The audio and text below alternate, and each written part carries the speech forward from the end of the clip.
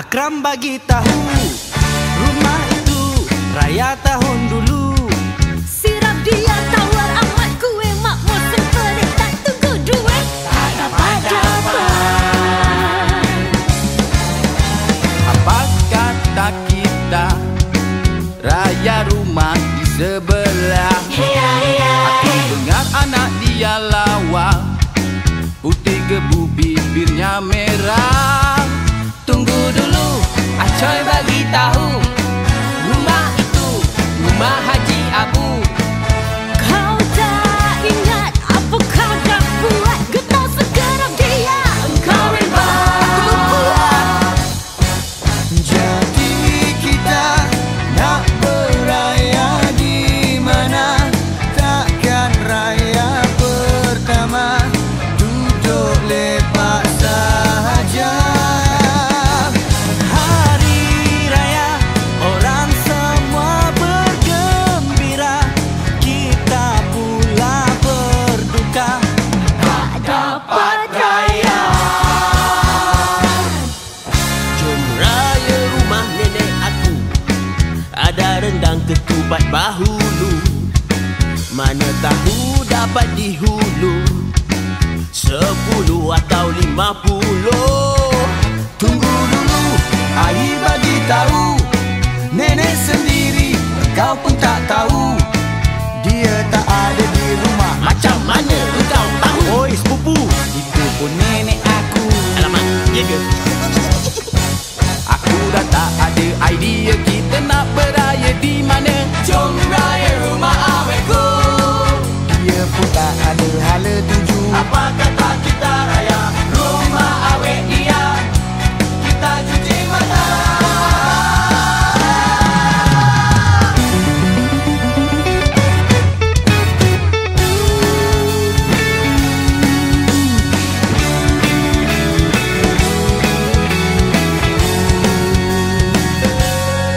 Jemputlah naik sayangku, bawa sekali temanmu. Jual sudah sedia, semua di atas meja. Tunggu dulu, kami mau tahu siapa yang masak banyak begitu. Kalau kamu mahu tahu, ku cabut di kepalaku.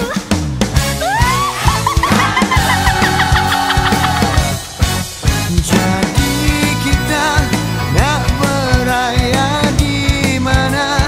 Takkan raya pertama duduk lepak sahaja.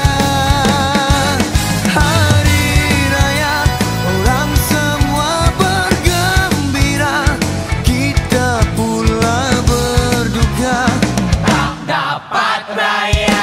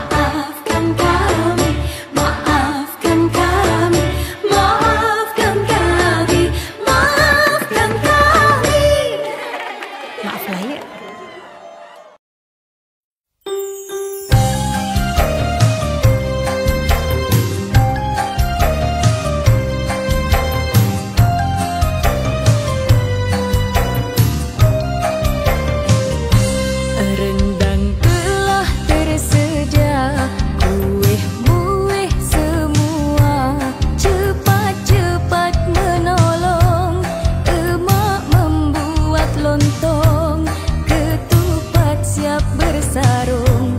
Mari kita bergotong royong sebulan berpuasa Ramadan yang mulia. Kini tiba masanya menyambut hari raya. Semua segak bergaya, baju Melayu dan kebaya. Selamat hari raya umat Islam semua, hari yang